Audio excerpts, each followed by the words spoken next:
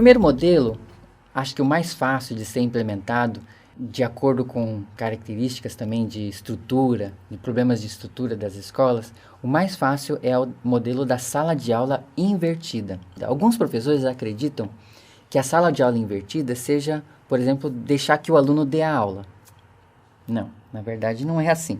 Ela faz com que o primeiro contato com o novo conteúdo seja feito em casa. E depois, com os conhecimentos adquiridos em casa, o aluno faz uma atividade tradicional em sala de aula, acompanhado do professor. Em casa, você pode, por exemplo, especificar um vídeo e responder algumas perguntas online. Nesse vídeo, o aluno tem um tema e essas perguntinhas de acordo com aquilo que foi aprendido. E se for um questionário online, por exemplo, através do Google Forms, o professor, de antemão, pode já acessar as respostas dos alunos. Então, antes da aula, ele vai saber quem fez e quem não fez, quais foram os desempenhos de cada um. O professor pode especificar atividades diferenciadas de acordo com esse rendimento. Isso é diferenciação do ensino.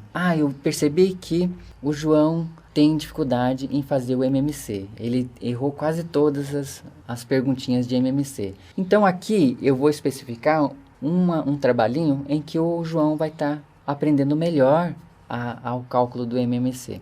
A Maria, ela acertou todos os exercícios de MMC.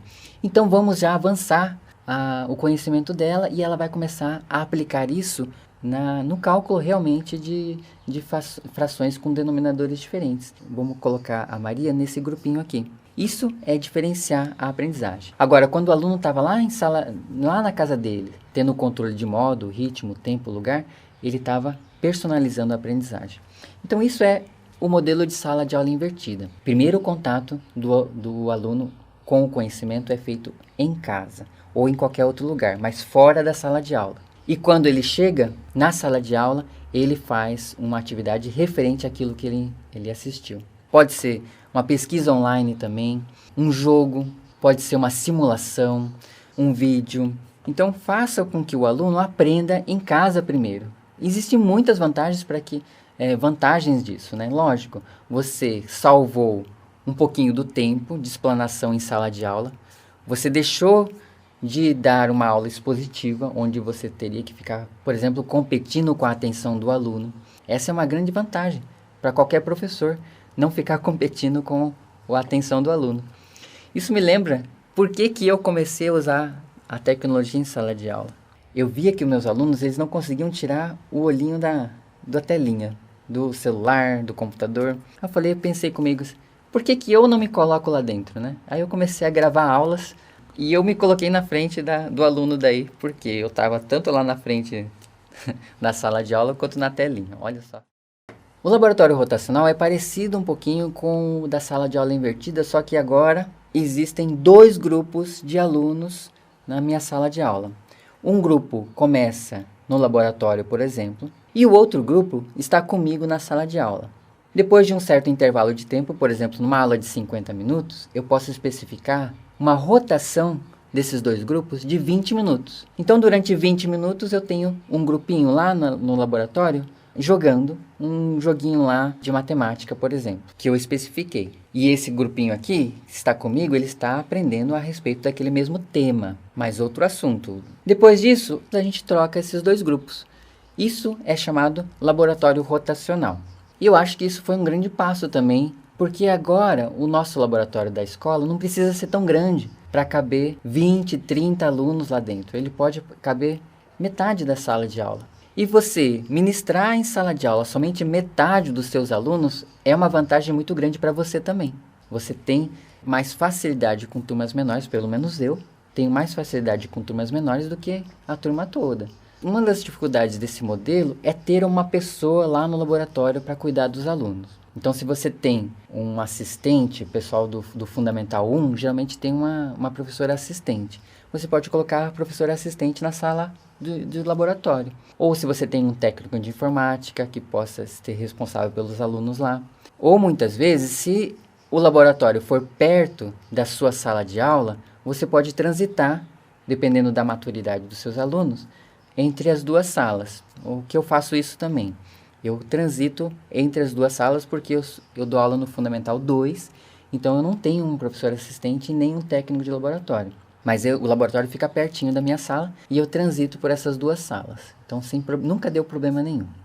O próximo modelo é o chamado de modelo de rotação por estações, que na verdade é o meu preferido. E os alunos também gostam muito, porque dá muita dinâmica à nossa sala de aula. Lembra que eu estava falando sobre a soma de frações com denominadores diferentes?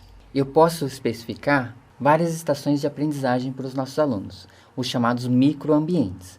Eu posso colocar um vídeo online a respeito de um dos assuntos que eu mencionei já. Eu posso colocar o trabalho com a apostila, porque muitas escolas usam a apostila ou livro. A outra estação, eu gosto de colocar algum desafio, algum jogo, alguma coisa que haja uma interação, uma aplicabilidade daquilo que você está ensinando.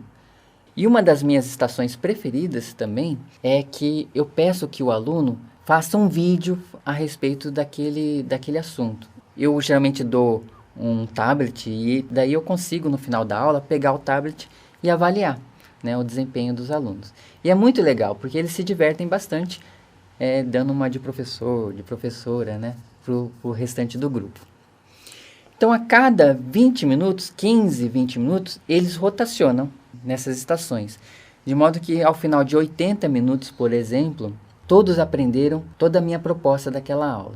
Precisa ser de 20 minutos? Não, pode ser de 15 minutos. Menos que 15 eu acho mais complicado, porque o aluno, na verdade, os alunos eles demoram um tempo para sair de uma estação para outra. Demora lá uns 5 minutos para ele sair daqui até aqui e se ambientalizar. Então, eu gosto de pensar em rotações de 15 minutos, porém sabendo que eles vão levar 20.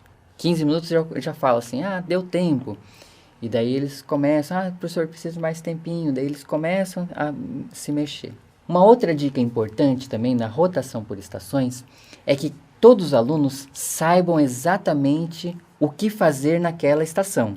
Você pode no começo da aula explicar o papel de cada estação de aprendizagem, mas lógico que eles vão esquecer, né? Sempre vão perguntar para você, o que eu faço aqui, professor? Aí o que eu fiz? Eu peguei e tenho feito um roteirozinho para cada estação. Os alunos sentam, olham o roteiro. Aqui eu preciso ler tal página e responder tais exercícios. Aí muda de estação. Aí ele olha lá o roteirozinho daquela estação. Aqui eu preciso ler assistir esse vídeo e fazer tal exercício. Vejam que eu sempre coloco uma avaliação nas estações. Se ela for de produção de vídeo, eu assisto os videozinhos. Se ela for de resolução de exercício na apostila, eu passo ali e dou visto na apostila e vejo se está tudo certo. Mas onde que o professor fica? Onde que você fica? Na verdade, eu fico circulando pela sala de aula e atendendo os alunos que têm mais necessidade. Vejam que nenhuma dessas estações eu fiz para que eu seja necessário. Eu não estou ali parado numa das estações, mas eu estou circulando pela sala e auxiliando os alunos que precisam de auxílio. E isso me dá muita tranquilidade para gerenciar a sala. Por quê? Porque eu estou me dedicando àqueles que mais precisam. E aqueles que não precisam de mim, eu estou feliz também porque ele está ajudando os outros alunos, ele está caminhando com as próprias pernas, ele está desenvolvendo a autonomia, né, na aprendizagem. O último modelo que eu quero abranger com vocês é o chamado de rotação individual.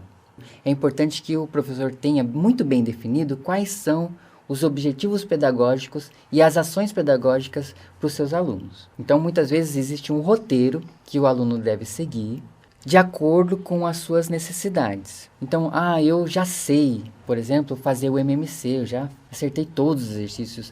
Então, aquele aluno não precisa mais fazer atividades de MMC, porque ele já percebeu que ele já sabe, já domina aquele assunto. Então, neste roteiro do aluno, eu não vou colocar o MMC. Mas eu vou colocar, por exemplo, aplicações do uso do MMC. Então, ele pode avançar no conhecimento de acordo com seus próprios conhecimentos. Isso é a rotação individual. Eu preparo, por exemplo, um conjunto de atividades, como se fosse a de rotação por estações, Porém, alguns alunos vão fazer certas atividades e não outras. Por quê? Porque aquilo lá já domina. Eu vou fazer, por exemplo, 2 dessas estações e muito bem feitas. E se eu terminar essas 2 estações, o professor pode ter, por exemplo, alguma coisa a mais para entregar para os alunos que já terminarem aquelas atividades.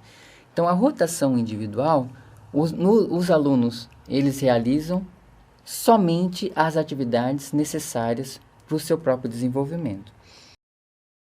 Nós, como professores, nós temos que acreditar que o nosso aluno é capaz de aprender e que nós, professores, não somos os únicos com o poder de ensinar os outros alunos.